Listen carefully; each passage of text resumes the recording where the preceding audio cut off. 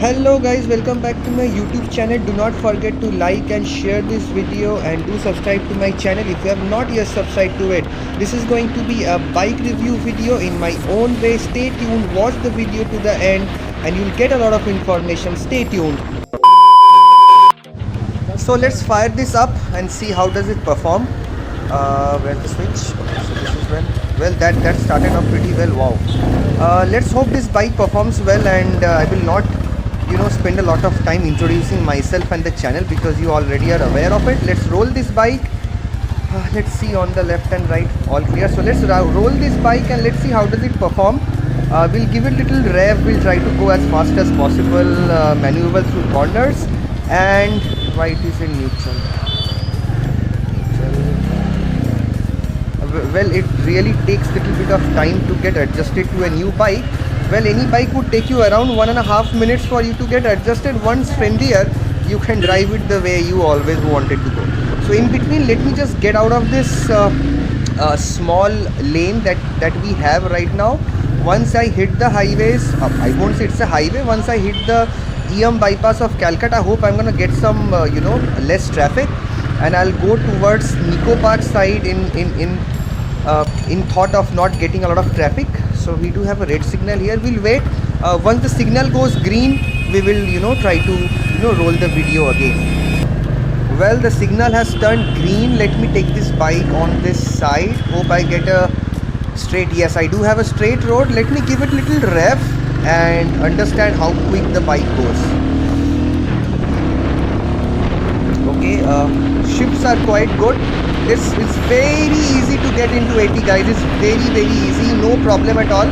Let me just push it a little bit more, and the bike is really new, and I believe that the bike is not going to hit more than 110 because it needs to have almost 5,000-6,000 odd kilometers of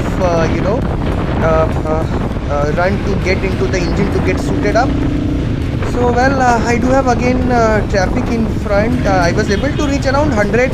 If not wrong, you can see the video one more time. I thought we have reached the speed of 100, and in between let me again get out of this traffic and understand the other functionalities of this bike and how does it perform.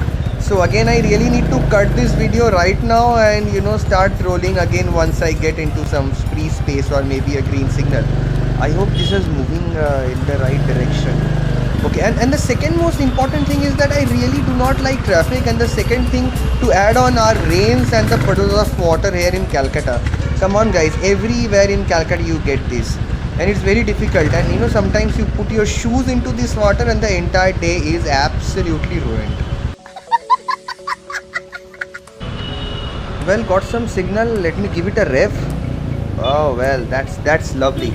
Anyway, so if you are really a Royal Enfield lover and you really appreciate those BS3 or BS4 models, hence the sound is going to be a little bit of concern for you all because that thump is little missing.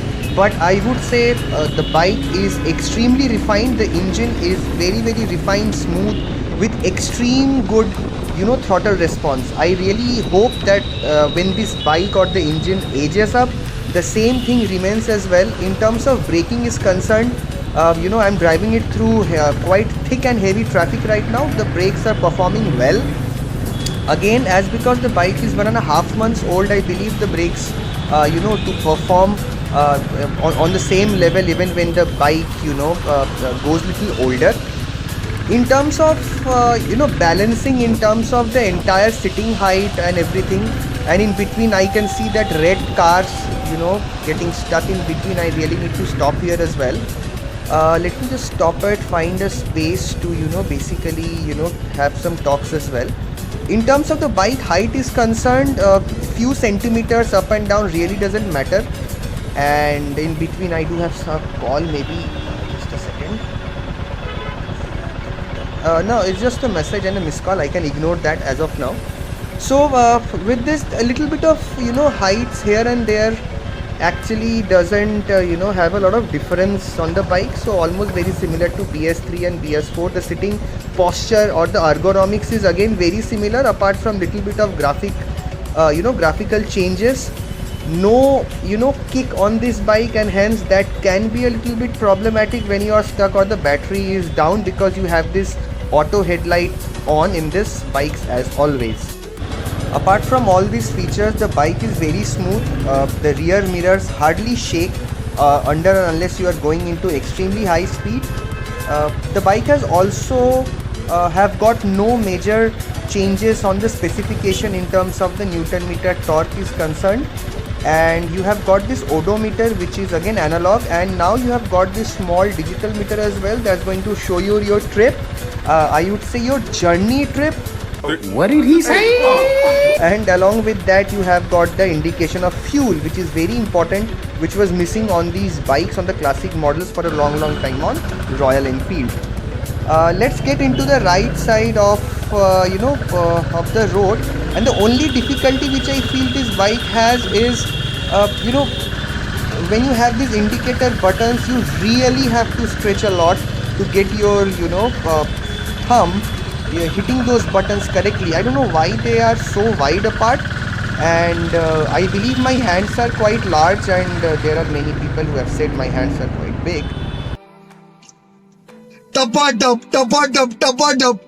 Malum na?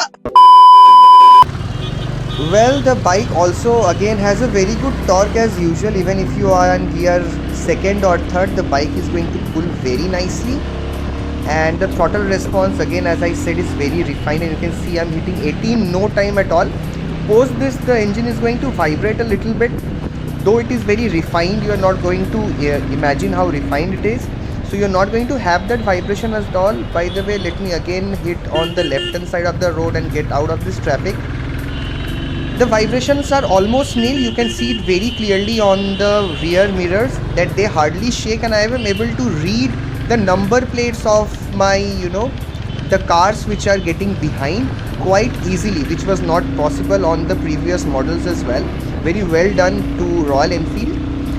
I'm almost going to hit the end of this video, so in between, if you have enjoyed this informative video, hope you would like the video, you would share it maybe in terms of information sharing is concerned, and do subscribe to the channel as well. I'll take the left from the front, and I will again park the bike on the same place where I have kept. These are the seasons. The monsoon seasons are quite a difficult seasons here in Calcutta, because you get puddles of water everywhere. Let me take this left. Again, I really need to stretch a lot to get the buttons hit properly. Okay, you again have water here, so that's the only reason in these rainy seasons you have got puddles everywhere across Calcutta. So I hope things do develop well, but this is the beauty of Calcutta, and please do comment on it if you believe that Calcutta looks extremely beautiful when it's rainy. And you can see, I hope the camera is able to capture this beautiful view that I'm having in the front. So let me hit the end of this video. I'm gonna fast forward this video maybe right now, because I'm almost at the end of the video. Do subscribe to the channel, please like the video and share it as much as possible. So as of now, Siddharth logging out from Just One More Mile to Go. Thank you so much everybody.